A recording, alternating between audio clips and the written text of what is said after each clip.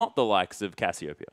No, he's got a very wide array, and he can play them all exceptionally well. And we've seen a lot of weird things, such as the Varus even in the first game yesterday. And we don't know what he's ever going to pull out, and we don't know why the coaches have decided now's the time to put Pawn back in, but that's the decision they've made, and I can't wait to see what he does. Well, it might have been because Vici really started pushing hard onto EDG here, and they might need to step up their game. And, of course, Pawn, phenomenal player, wasn't necessarily the one to pick up the MVP award over at MSI. That did go to Clearlove, who is a brilliant jungler there. But, of course, Pawn, there's just so many things that you can talk about as far as Pawn. But mostly, it's his champion ocean that he has. Yeah, far more than a champion pool, not even a champion lake. It's so big that he can play basically anything and play it well and play it to a standard of being able to show it in the LPL. He's a phenomenal player, and putting him in, this side has been bolstered in draft possibilities by a fair amount. Yeah, and as soon as Pawn hits the lineup, it is going to be the LeBlanc band straight away. Vici do not want to allow him on that champion. Of course,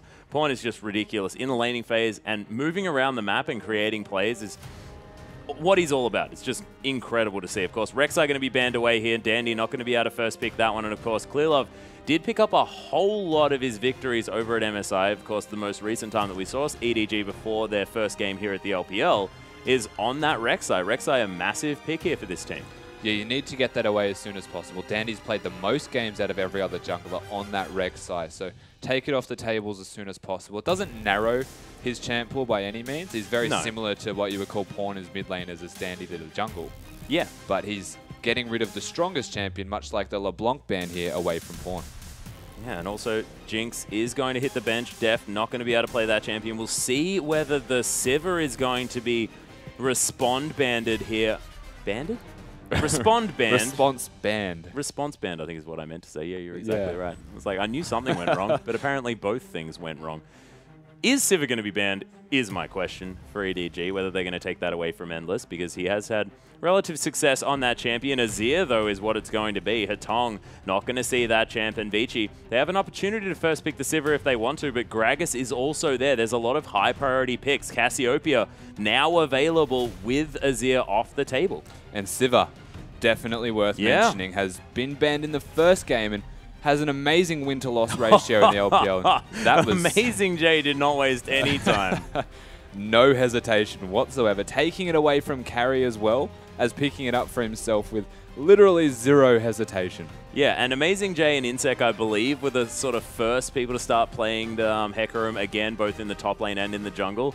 But Amazing J has done wonderful things on that champion throughout the LPL. Of course, very, very early on was always tended to be banned away. Of course, has moved over to Smite Teleport as opposed to the Ignite Teleport that Amazing J was sort of known for. But Clearlove is going to lock away Mako's Thresh and leave everything open. Of course, you pick a Hecarim and a Thresh, you can still play almost any comp. It doesn't really matter. Exactly. It doesn't reveal anything that you're looking to play just yet. And the Sivir being picked, very good, versatile, all-around AD carry, provides a lot for team fighting, does a lot of damage, and with the Azir band and the Cassiopeia available, I definitely like this decision. Yeah, I like it too, but I'm actually interested as to why Clearlove didn't lock away the Gragas. Now seeing the fact that Dandy has locked that in very, very quickly. Hatong is going to pick up the Gnar here for carry. Of course, didn't have to lock that one away. Of course, Amazing J almost definitely is going to be playing that champion there in the top lane. But look, already this engage comp is looking fantastic coming through from Vici, and they can disengage with the explosive cask if they want to. Yeah, they've got the Sivir ultimate to disengage also if need be, and even the scoop from the Gnar. They've got a lot potentially, and may not be directly, but they are able to disengage quite well as we're getting an Eve Hover. Yeah, the Eve Hover is there, of course, Clearlove's favorite champion, or at least one of his historically most played, and no surprises, he is going to lock that one in. And Deft going over to his comfort pick as well. Of course, Deft's Corki, an absolutely pivotal part of his champion roster. And man, so much comfort here. And if you're looking at EDG and thinking about what Pawn's going to play there in the mid lane, and I'm thinking maybe, you know, Twisted Fate, the likes of Fizz, something like that here for Pawn if he wants to play that. And we'll see what he does bring to the mid lane. Of course, Talon, it might be the time. Maybe it's his game. I don't know. But I would not really say the Talon is worthwhile in this game. If we have a look at the side of EDG. Oh, I never said it was a good idea. It's just an idea. Yeah, true. I don't think they're playing for fun at this stage, though. Let's go with having a look at their team comp right now, and what they're actually missing and what they need is maybe even a bit of crowd control. They've got the Evelyn jungle. Thresh the AD carry's got the hook, and then they've got the Hecarim ultimate. But aside from that, there's no real hard, dedicated engage or crowd control spell. So with this mid lane pick, you might want to even go for the Twisted Fate, as you mentioned first. Something that's just reliable and able to be used well and often. Yeah, and of course, if you are going to play something like that, as he hovers the Katarina, I can't believe I didn't mention Katarina when you're talking about Pawn, of course. Even playing that last year at Worlds, the Varus still an option. That's true. Chains of Corruption, most definitely a thing. Mako, only 1 second to go. Looks like the Varus might indeed be the option here. And of course, you can create a lot of distance between you and the Cassiopeia with the fact that that piercing arrow is super long range. And look, we're going to have it again. Pawn's Varus mid. Yeah, and while I said it was reliable CC, it's also the most often misspelled statistically. Yeah, I was going to say reliable, probably not the term that you'd associate with Chains of Corruption, but immediate regret as mentioning that. But the Varus is locked in. The team comps are complete here from both sides. And it's a very interesting, to say the least, team composition coming out from EDG. It's a whole lot of everything, but not a lot of anything in particular. What they do have is a lot of poke and potential to catch people in bad positions. Yeah, well, this is the thing. Maybe they've got this sort of poke them down comp with mostly the rockets and, of course, the piercing arrows as we go over the lineup. And then when you want to pull the trigger, you run in with the Agony's Embrace and, of course, the Onslaught of Shadows there coming from the top lane. And you can really make a fight happen once you've sort of got the other members a little bit ready for death, if that makes any sense. Pawn and Hatong, you can see facing off there in the mid lane. An exciting matchup as Endless into Deft. Deft actually picking up the Corki into the Sivir. We'll see how this one is going to work. Of course, Spell Shields for the Phosphorus Bomb is going to help Endless out just a little bit. Marta versus Mako. Marta, fantastic Nautilus player. And Nautilus just in general, a pretty high impact support. Definitely high impact. And you can compare it to that of the Thresh. It's got the hook available and a lot of shields and tanky stats. And lower cooldown, higher base damage is what we'd say Nautilus has. And the ultimate is just so good for engaging. There's nothing that you can really use to get away from it. We've seen people flash. Yeah. Doesn't get you away. No, you can flash, you can rift walk, you can do whatever the heck you want. You can try and move as far as you can, but it's still going to find you. Yeah. Yeah, it's a terrifying thing. But ladies and gentlemen, let's get onto the rift.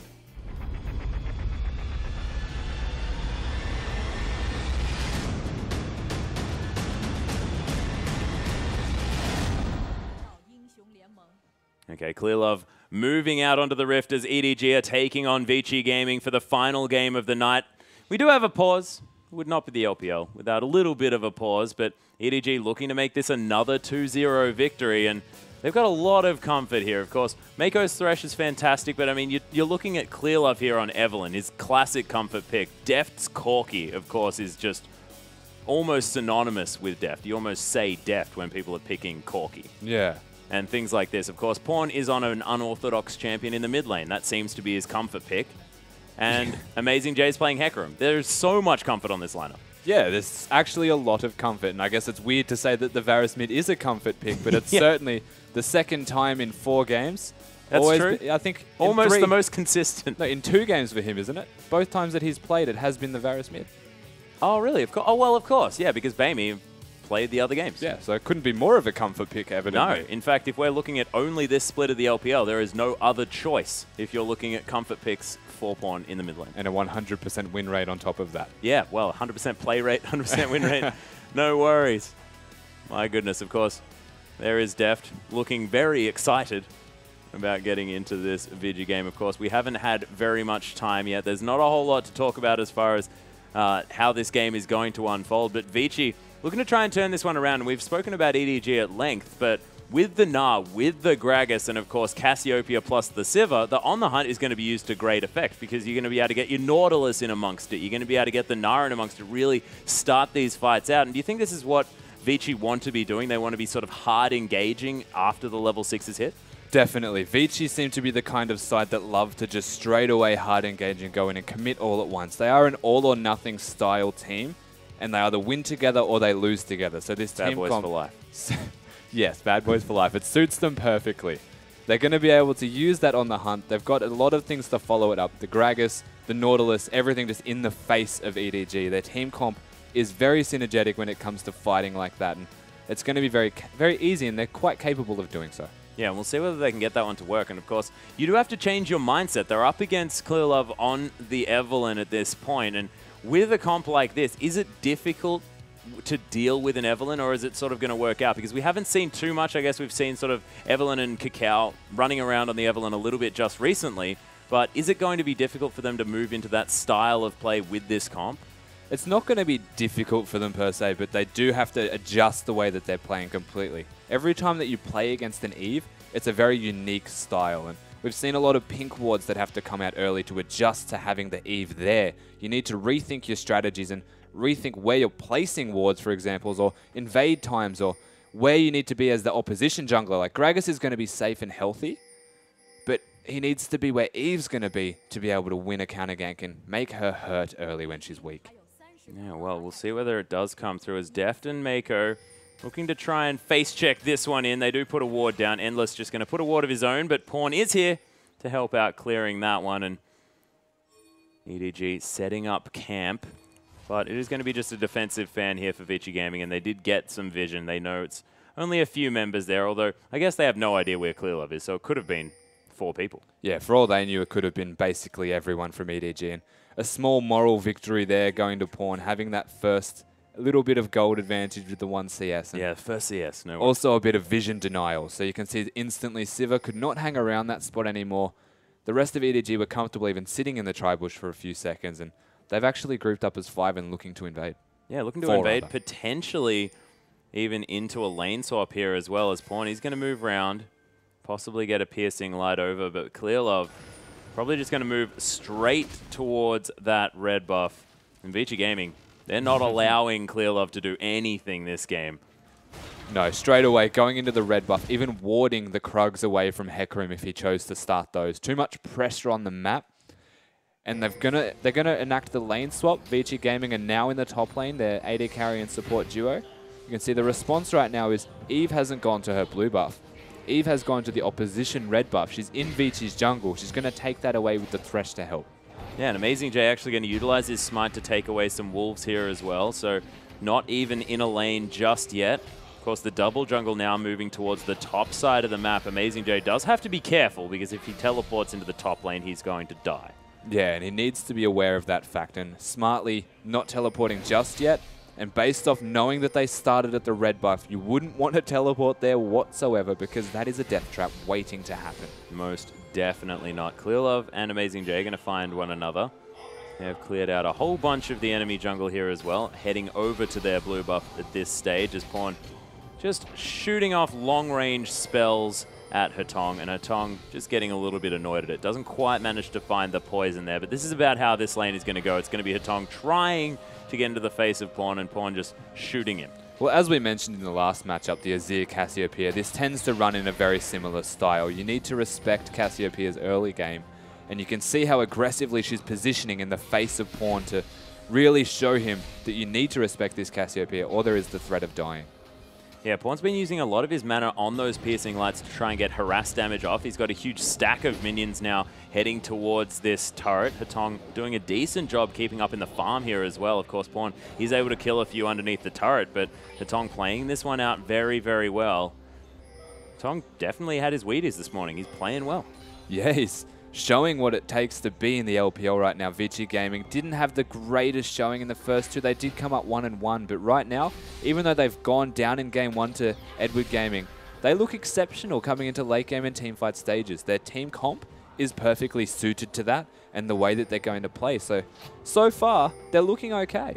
Yeah, and we'll see whether they can carry that through. Of course, EDG don't necessarily have a whole lot of synergy as far as the team comp is concerned, as Clearlove is able to get some vision in there as the ward doesn't quite spot out Amazing J, I don't think. Marta is going to discover Mako as carry comes around as well. The Dragon was started. Hyperprocs now are plenty as the play comes back. There's the Descent's Deft. Comes through and massive amounts of damage.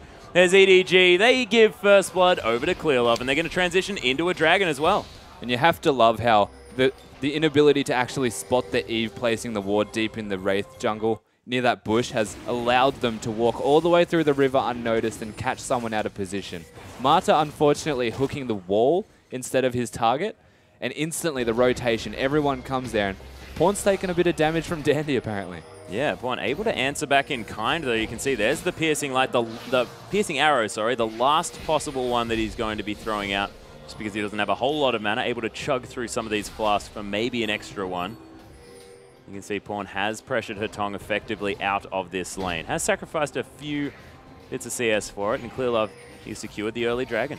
Oh, cute. Steals away 3 of the little popcorn chickens. Getting a little bit of extra CS there for himself. They do give quite a bit of gold now, 10 gold per chicken, I believe, which is fantastic, an improvement of what they used to be. And Pawn, he's level 5 now. He's in a very good position. The piercing arrows start to do a lot more damage, and the Varus starts to ramp up the later that this game goes, the higher the level that he gets. And Cassiopeia, having not been able to pressure him out, the CS remaining very similar, is a very good sign so far for Pawn. Yeah, and since Xerath sort of fell out, I mean, a lot of what I see Varus as being is sort of another massive range siege unit. You don't necessarily have Arcano Pulse, but that piercing arrow does some work. Deft is going to get caught out by Marty here as the Riptide is going to come through. The Ignite is ticking down, but they only got the heal for it as Carry didn't quite have the follow-up damage. No, they're not going to be able to secure the kill, but level 2 Marta will take a lot of damage from the turret and the hooks if they consistently hit right now. Yeah, Deft not quite able to get too far in front of it. As nice little juggling of the turret aggro in order to steal away all of that farm. 52 to 46 as far as the AD carries are concerned. Carry moving towards the blue buff here of EDG as Pawn heads back into lane. Does have just a tier and of course a pink ward there as well. Plus a longsword, so probably going towards that brutalizer, then into the Manamune. Sort of the general cooldown reduction plus armor penetration build that a lot of these Varus players have been going for. Yeah, exactly. You want the cooldown reduction. May even want to go for the mana regen when if you finish that tier as soon as possible, have a bigger mana pool. Are you saying Essence Reaver? I might be saying Essence Reaver. Oh my goodness. It is a very good Varus item and it complements what he's looking to achieve as a mid Varus to You're a now T. officially my favorite co-caster. Because you've just said that Essence Reaver is a good idea. Of course, if anyone understands the history between Atlas and Essence Reaver, you'll understand what we're talking about, but I'm not going to explain it because it actually hurts people's feelings. Hetong is going to take another piercing arrow here in the mid lane as the hail comes down as well. And Deft is going to be clearing out these minions. And how does the build path go as far as skill order for a mid Varus? Is it sort of max Q, then max your W, the Blighted Quiver? You would ideally max Q, and from there, as he's actually using his ultimate that gets cleansed out, you would choose to max the Q, and then it's up to personal opinion, I suppose. You do like maxing the E. It does base damage, and you can keep at least level 1 of the W there. Do a bit of extra damage with each hit. You don't necessarily need to upgrade it first, though it does come down to a bit of personal preference. The important part is that you max your piercing arrow. Yeah, the piercing arrow doing so much of the work as Hetong able to get a bit of a slow tick down there with the miasma, and Pawn takes a couple of Twin Fangs. Oh, that's actually the flash forward there, but Pawn turning around just at the right time. The Twin Fangs managed to cause enough pressure to cause Pawn to flash away, but somehow Pawn predicted the flash ultimate from Hetong. It was completely mind games right there. Hetong thinking that Pawn was going to push up too far just to be in his face and zone him away from the minions, and instantly using the flash petrifying gaze, but Pawn smartly backing up at the right time, knowing he was in a bad position. Oh, body slam. Not going to find Pawn here as well as Hetong looks for the miasma. Dandy puts him in a bad position. Hetong almost falls down there as now Amazing J looking to clippity-clop his way in. There's the Onslaught of Shadows, the drive-by kill onto the mid laner, and then he's going to head back top. An amazing turnaround there, making a trade out of it. It took a very long time to get Pawn down, and it was enough time for the Hecarim to use that teleport, get within range of the ultimate, and again, make it a very good trade out of nowhere. Yeah, Amazing J sort of just, it's the classic drive-by maneuver, I believe. 28 CS to 44 though, so Amazing J having the rough end of the stick when it comes to picking up the farm. But now that he's got some time in the mid, able to even that one out just a little bit. And speaking of picking up the farm, Endless managing to have about a 10 CS advantage, starting to close a little bit after picking up those minions, but Sivir ahead right now in last hits. Yeah, and Deft only sitting on the Phage here, so not going for the aggressive choice of the Sheen for the trade damage. Just wanted to make sure that he's got as much health and maneuverability as possible. Pawn able to pick up a blue buff. Of course, Varus, one of the most mana-hungry champions in the game. Thank goodness he has a tier there just in order to keep his mana pool up as high as possible. And his item timing is actually really good. You can see Clearlove stalking around. I love being able to do that as a jungler. Doesn't matter what your pathing is because no one's going to spot you. And back onto Pawn, he's got the Brutalizer, he's got the Tear, and most importantly, he got the blue buff with the Tear, which is ideal timing because it'll stack so much quicker now, and he's going to be able to finish that Manamune a lot quicker and do ridiculous amounts of damage a lot sooner. Yeah, and we'll see whether he can get to that Mirror Mana enchant as quickly as possible. Of course, the Transform, very important as far as maximizing your damage potential. Piercing Arrow, a little bit optimistic there from Pawn at that stage, and Clearlove just passing through. Haven't actually seen too much from the Evelynn after that First Blood did come down. Warrior Enchant has been completed with the boots alongside it here for Clearlove. Just wanders casually past the ward as Mako makes his way back towards the lane. Pink ward. Oh, that is very, very cute. That is great. Yeah, Mako going to clear that one out. Of course, Clearlove was unseen. Piercing Arrow is going to not find Hatong this time. Pawn has been pretty good as far as hitting those, but not going to find it that one. And 93 CS to 102 there in the bottom lane. You're right, about a 10 CS lead as Pawn, Deft, sorry, did make it back into the lane. Does have a Sheen now as well. So the two most important components of the Trinity Force now completed for Deft. Started up the Dragon, but opting to back out as well. Smartly backing out that the rotations were there, and this mind game in the middle lane, it's going to work out in favor of Pawn pretty much consistently from here on out. You compared it to a Xerath earlier. Yep. It is essentially a Xerath. When the Q starts charging, you need to dodge it because it starts to have too big of an impact, and it's the big mental play in your head of which way is he going to throw it. And you start to find yourself in very awkward positions and you spend too much time dodging, not enough time trading back, and the lane starts to tilt in favor of the Varus from here on out.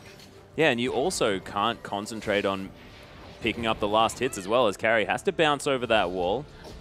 Amazing J just securing the Scuttle Crab. We've spoken a lot about the mid lane at the moment, but the top lane seems to be going very well for this Gnar. Opting towards the armor boots first, and then double health crystal with the Doran's Blade.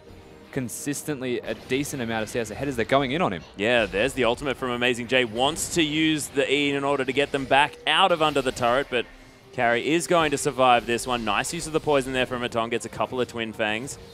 Whereas the ult is still available here for this Cassiopeia, and that is going to mean that Pawn has to be on his toes as far as being able to turn around effectively enough.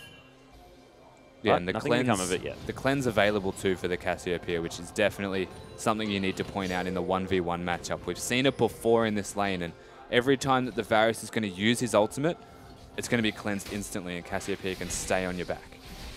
Yeah, Tong now going to continue to poison these minions here in the mid lane. Piercing Arrow is going to clear out the rest of them for Pawn, as Twin Fang is going to be used for Hatong just to secure these minions. So bottom lane, Vici Gaming able to shove out this wave, and that is definitely the positive part about having a Sivir in your lineup, is the fact that you can just shove minion waves so quickly. This is what seems to be what we've been talking about mostly today, has been Sivir's ability to clear out a minion wave, but it's just so imperative in her kit as far as making her such a high priority pick at the moment. Yeah, and I guess that can be accredited due to the amount of Sivirs that we have actually had to witness in this game. And yeah, only recently had the pleasure of witnessing. Had the pleasure of witnessing, of course, not having to bear it or anything. It was great. Tolerated some Sivirs. Well, there's just been so much Sivir that there's been no real priority in the pick and ban phase around this Sivir. And only the last game did we actually see a ban come out, the first one in the LPL summer so far. And yeah, even the win rate she has, I'm surprised it hasn't been more. Yeah, Vici really having their brains connected effectively. As you can see, EDG have lost their gold advantage here at this stage of the game. I believe Pawn probably going to go pick up his Manamune now. And at what point does this EDG team comp scale up? I mean, we understand the fact that Vici Gaming probably want to pick up a few items and then they're happy to fight around that mid-game, wait for Carry to get a bit tanky-dandy as well, but then they're ready to go. How about EDG? EDG is going to be, for the most part, working around the items that the Corki finishes. He's the only one in the team, besides the Hecarim, who has the big spikes. So he gets that Trinity Force, he spikes massively. He gets the Sork Shoes with that directly after.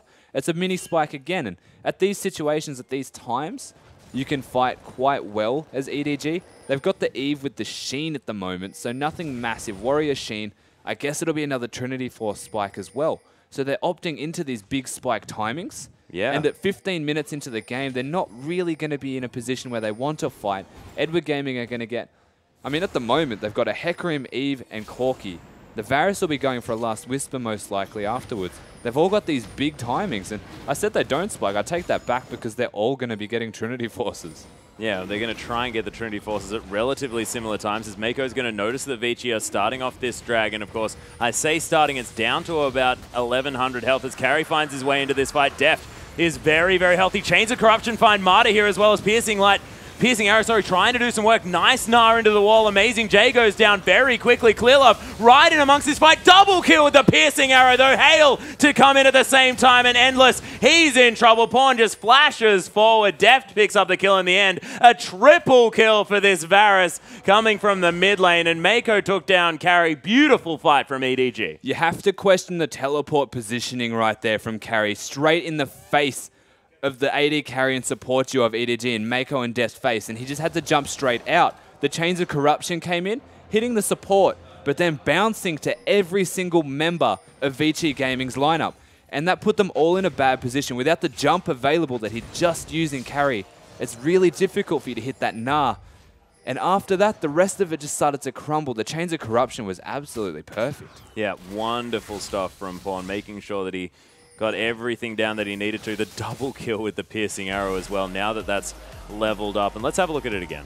So you can see the Gnar only able to hit one person. They're already so low because by this stage, they'd been completely chunked out by the Varus and the Corki. Eve got a great ultimate off to start the fight. And from here on out, it was massively on cleanup duty for them. Yeah, and Pawn, you saw flashing forward for the triple kill. So 3, 1, and 2 now for this Varus.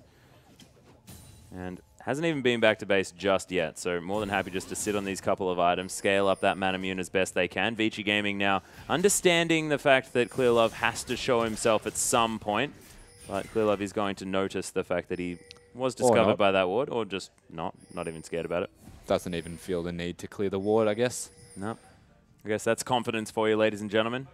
2,000 gold, though, is the lead here for EDG. Vici did take the Dragon. That is the big deal. So Dragons have been equalized as Pawn going to head through and try and clear out this minion wave, but Mata and Hatong going to try and deter him from doing too much to this one. Doesn't quite get to the back line with that Piercing Arrow, and Vici just, I guess, brute forcing the mid lane. Yeah, it's the best way to describe it. Pushing Varus out of the range to use his Piercing Arrow to clear any minions. If they're going to get this mid turret, it's going to allow them a lot of freedom in rotations, and it seems to me as though they're opting towards the top lane next in their rotations. Yeah. Seems like the Martyr train has begun. As Amazing J looking to actually get aggressive onto carry. May have chose a pretty poor timing for this one as Martyr's going to come around. Nice dredge line and the Gnar back into the wall. The Onslaught of Shadows, sorry, not that unstoppable here as the Boomerang just going to head back and net Endless another kill. The outer turret going to fall in the top lane as well. The Hecarim ult actually getting stopped in his tracks right there, directly in the middle of them. He just chose a very unfortunate time to be aggressive. Yeah. He spent a little bit of time away from the lane, put a ward down and made sure that he at least thought he was safe. They came from a very deep position in the jungle. They came around behind him when he wasn't ready for it, didn't have all of his spells available, and that was a very smart rotation there. Yeah, a bit of a silly time to start a fight here as well, but EDG, they are going to rip through the jungle of Vici Gaming after taking down the outer turret in the mid lane at the same time. So EDG picked up a couple of turrets there as well after Vici was moving around themselves. So as you can see, the gold lead's still in EDG's favor just by a little bit, and Pawn just head back and picked up some boots and, of course, a Last Whisper outright. Yeah, so he's got that Last Whisper. Corki 005 has the Trinity Force available now as well. Once they get that... Oh, Amazing J. Oh, he's in a bad position yet. Oh, never mind. Yep, thank you very much, Standy. As Amazing J is going to just canter away from this one as the death sentence not quite available. No, very unlucky again, I suppose. It was a smart rotation. They're not stopping just yet. They're looking to go towards the blue buff. Yeah, looking to try and secure that one as Amazing J was able to maneuver out of the way. Opting to just recall, and they're going to look to continue to siege in the mid lane. Pawn just going to be a pest, and you can see how much damage it's starting to do now. He's got that Last Whisper and a lot of armor penetration. There's no point even having armor runes at this stage. You basically just want health. Yeah, that's true. He's going to be ripping these Vici Gaming members apart. And now with the, I guess, armor penetration build, do you think about maybe picking up the Black Cleaver on Avaris? I don't think it's necessarily worth it. What you can do, though, which is a good idea, is instead of even going for the Trinity Force on the Hecarim, you could forego that and go for the Black Cleaver. Yeah, potentially. That's a smart team decision. It's not going to give you the kill pressure as much as you would normally have. It'll still give you kill pressure. It'll still give you move speed, so it's not a bad choice for Hecarim. And then it also allows the Varus and the Corki with extra armor reduction on the person that the Hecarim's hitting. They'll do more damage. Clearlove as well has finished his Trinity Force. It's just going to be a lot of Trinity Forces. Yeah, yeah. I think they're looking to spike in the mid-game, Atlas. I think that spiking in the mid-game is a thing. I think Clearlove is also just having fun. He's decided... I don't know. I like it, but of course, the tanky items after the Warrior Enchant do tend to be the standard choice for Clearlove. But, oh, the depth charge here as Pawn's going to flash out of the way. Nice change to the Corruption. Is it going to be enough to stop Hatong, though, as he just gets the slow? But that was all he needs, and everything blown. And that is most definitely a dead mid laner as Amazing J trying to come through for the flank. Marta, he's going to get destroyed as the Descendants comes in, and Deft, he's turned on that Gatling gun, but Vici able to get a nice position around here. That big one did a bunch of damage as Deft is trying to poke them from afar, but EDG, they do get the position and stop Vici from crashing in on their turrets. Not a whole lot of ultimates available for either sides here. So much used to get Pawn down, and they used the Petrifying Gaze just for a slow to allow the body slam to hit. It was definitely an all-or-nothing situation to get that Varus, and they did get him. They've got control now a little bit of the area, but given that nobody really has ultimates available, it still could go either way in the next fight very soon. Yeah, and Pawn, as you mentioned, Varus is heading towards this dragon now at this stage. Vici looking to try and clear out the vision. 5 to 7 in kills. 1,000 gold still the difference here. As EDG are ahead by just a little bit. Amazing J trying to find his way back in, but Vici, they are going to secure the dragon, but is it going to be a repeat of last time, or EDG going to be able to find their way into a fight? Amazing J, he is here, but no ultimate available at this point. Death Sentence not going to find the mark, and looks like Vici are going to be able to escape this one, so they pick up the second dragon for themselves and make it out unscathed, and they got the pick in the mid lane. Yeah, it all started from the pick in the mid lane. They get that first kill. They start to get control, at the very least, of a bit of the area. You can see all of the ward coverage is in favor of EDG, but it's just the confidence knowing that it's going to take a little while for the Varus to get back to the dragon area. They had the Mega Gnar perfectly timed, so EDG opting not to fight that situation too full on, and only looking to get the Varus to do some damage prior to the fight, allowed Vici Gaming to walk away essentially unscathed. Yeah, it sounds pretty intelligent to me, wanting to fight around the Mega Gnar form, and of course EDG not wanting to at the same time. So that's what's going to come of it. Of course, Deft has now picked up the Blade of the Ruin King on his Corki. Wants to be able to eat through the health of these tanks as best he possibly can. Of course, didn't really like the item pickup, but as the Blade of the Ruin King has been changed just a little bit to be a little bit more on hit, kind of like it. Yeah, it provides a different thing. Essentially, you choose between them. Am I going to be taking a lot of burst damage, or am I going to be dealing it and need the active health regen to come back in? Are they going to be in my face? So he's opting towards the Blade of the Ruin King. Does more damage now, that is true. He's even got a pink ward. He's very confident, putting them all down, and they want to secure vision around this spike in items. They've got the Trinity Force done on 2 of the 3 champions. Hecarim, I'm guessing he has a lot of money and he's looking to spend that very soon after he gets this turret, because he has been sitting on that Glacial Shroud for quite a while. Yeah, but still split pushing relentlessly. This is the Amazing J way, as Endless is in the bottom lane, is possibly going to be able to pick up this inner turret. In fact, he is. No one's in the area whatsoever. No teleport for Amazing J to speak of. And EDG, are they thinking about possibly just trading it for a Baron? Well, we do know they like their 20-minute Barons, and this is pretty late by their standards, apparently. So it's a possibility, but they do have the means to at least be aware of it and stop it this time. They weren't as aware of it last time, so it was more of a surprise Baron. And being on the red side as well makes it a lot harder for you to sneak that Baron. When they're on blue side, you get more natural control of the Baron area. You can walk in with a single pink ward opposed to many. Yeah, well, it's true. And I guess if you are on the blue side as well, you've got multiple entrances towards that Baron pit, so you're not going to get funneled here like the EDG lineup may potentially get. which would be a dream come true here for Hetong, who's able to throw out that miasma now in the mid lane and just try and clear out these ones. But Deft, now with the Blade of the Ruin King in the boots, it's pretty safe. But what does a winning team fight look like here for EDG? Do they need the flanks? Do they need to have Amazing J and Clearlove coming in at the same time into the back line and get things going on? Because Hetong seems to be the linchpin for this team at the moment. And I think if his Petrifying Gaze is going to be useful, then it might even be that when Amazing J and Clearlove come through, if they just get instantly destroyed by that, there's not going to be a whole lot the squishy members of EDG can do. Well, Clearlove and Amazing J have opted for different item builds almost completely here. Trinity Force on the Eve, she's going to be flanking 100%. There's no way to brute force your way in at them as an Eve right now if you only have the Trinity Force and Warrior enchantment. Yep. You don't really have tanky stats whatsoever, so you're going to be a little bit on cleanup duty. They're relying on Pawn and Deft to poke. They're relying on the people that they're going to be fighting against to not have as much health as they would normally have to enable the Hecarim Unstoppable Onslaught and enable the Eve Ultimate to come through at the same time and catch them, I guess, a little bit off guard, but also in a position where they can't fight because Pawn's poke is massive. Yeah, well, it's true. Now picked up a Brutalizer here as well, so going to be at 40% CDR, I believe. Oh no, he's only at about 25. We'll see what he's got as far as those runes are concerned. But also with the Distortion enchantment, so going to have that flash up as much as possible. Needs it for as many team fights as he can, of course. Varus, notorious for not having too much mobility. Wouldn't be surprised if after this Ghost Blade, which is what it seemingly will become right now, I wouldn't be surprised if he goes for the Bloodthirster next.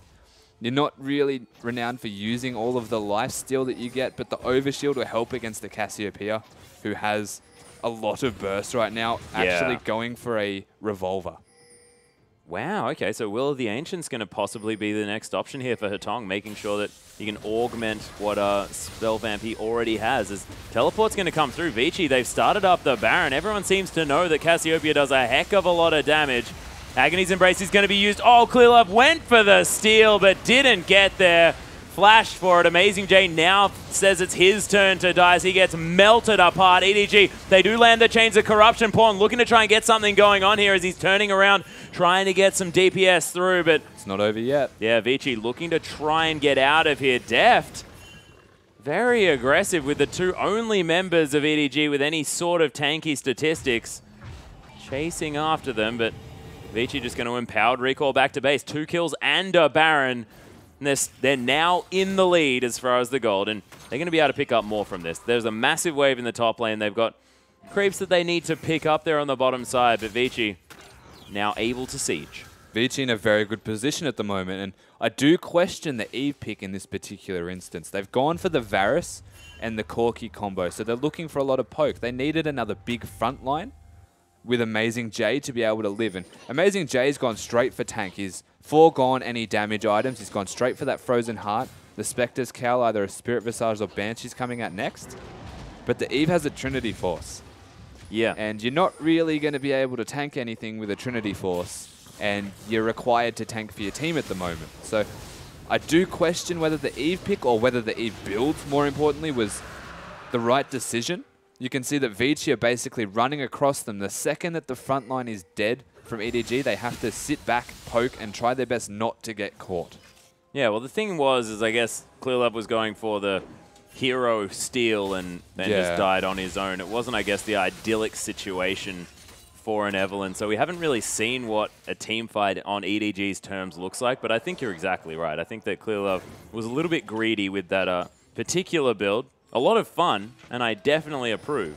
Oh, it's Trinity fun. Yeah, exactly. So, brilliant one. Oh, Dredgeline not going to find Deft as he's trying to clear out these Baroned up minions. Amazing J, he's going to get right in amongst it though as Marta gets taken down. Very, very low. Pawn trying to charge up the snipes as Endless getting taken down. And oh my goodness, that was actually Mako that picked up that kill. Hetong now trying to get some of his health back. Pawn just getting smacked about by Carry. Dandy in trouble, but he's not because they've turned around everything. Vici managed to ace EDG and they're going to lose their bottom lane inhibitor turret as well. Vici Gaming looking brilliant. This Revolver is a master stroke right here from Hetong. He gets engaged on, knocked towards the rest of the EDG side, and he just sustains it all back up. They've got the Baron minions and there's 10 seconds on the next person. They may be able to end very soon. They may potentially. They've decided that they're not going to push their luck this time around. They've picked themselves up a 3,000 gold lead. 3 dragons now to 1 as well in favor of Vici Gaming. Double the turrets of EDG. And EDG are most definitely on the ropes at this stage because you saw Pawn just sitting at the wrath of carry. There was nothing he could do to that Gnar. And Gnar's, he's pulled a page out of the EDG playbook, and he's building a Trinity Force as well. He's definitely got the zeal, the makings of a Trinity Force. It just seems to be a Trinity Force league at the moment. Everyone just wants one on every champion. And you do have to give a lot of credit to Carry in that last fight, knocking Pawn out of the base and then stunning him outside of the base again in a bad position for so long. There was nothing he could do. He had to focus on himself and living. And by that time, the rest of the EDG lineup was already gone. Yeah, nothing they could do. And Pawn now has a pickaxe in the item build.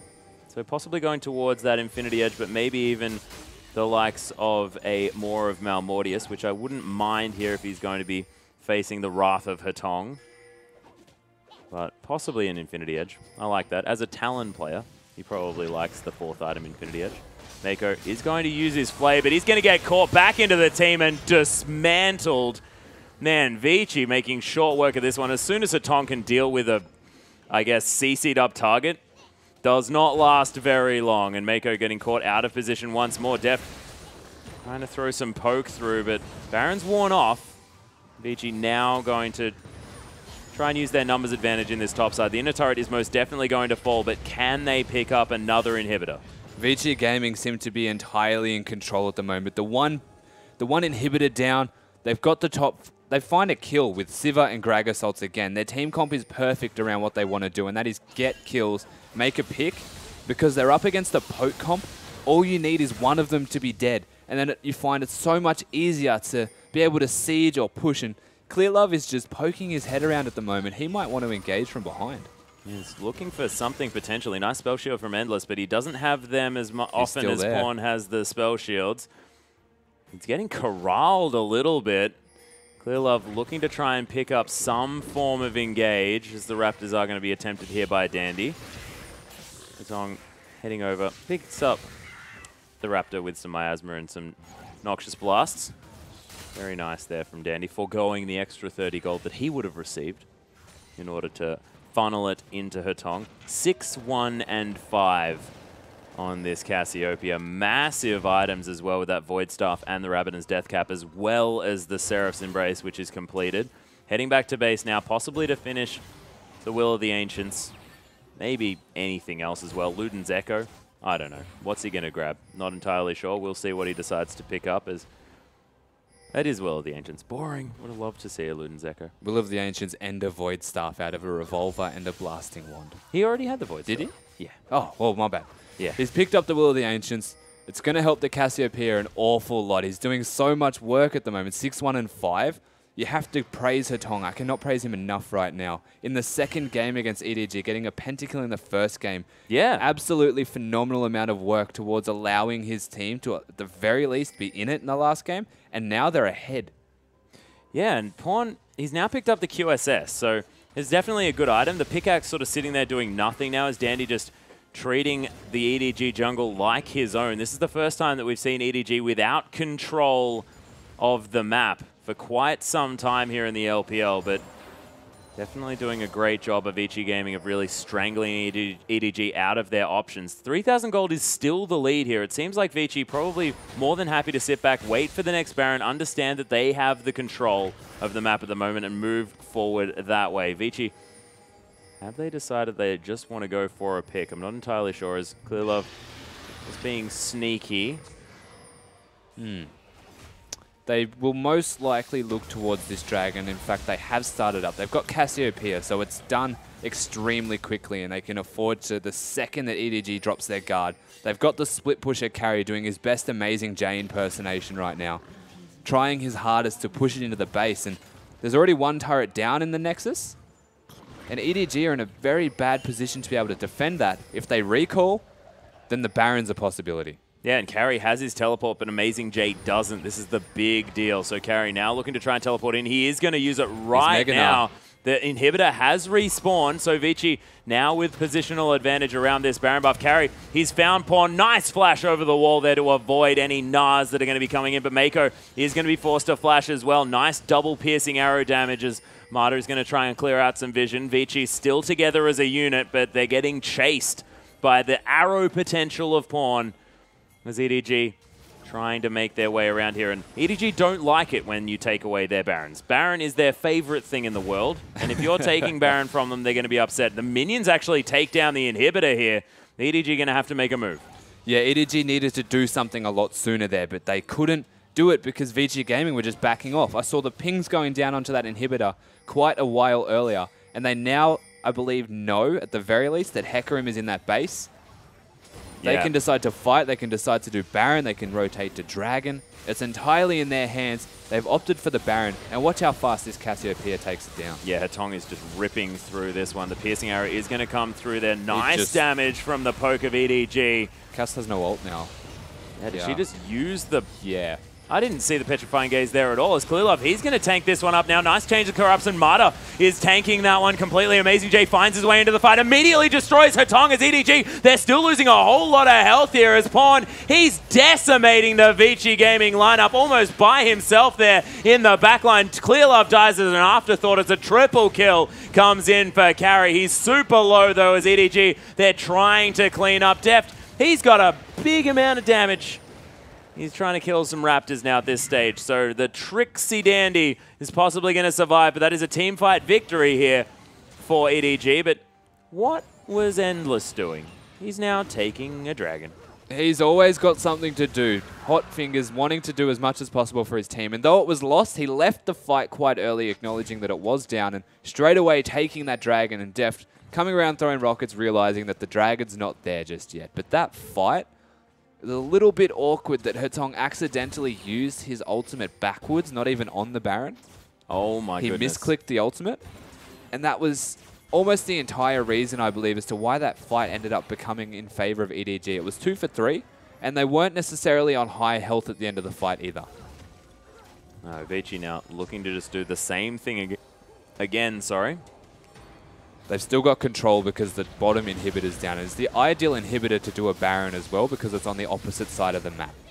Yeah, Onslaught of Shadows is available here. Baron down to half health. EDG know that they cannot lose this one. Piercing Arrow, lots of damage onto Hetong, a massively high priority target.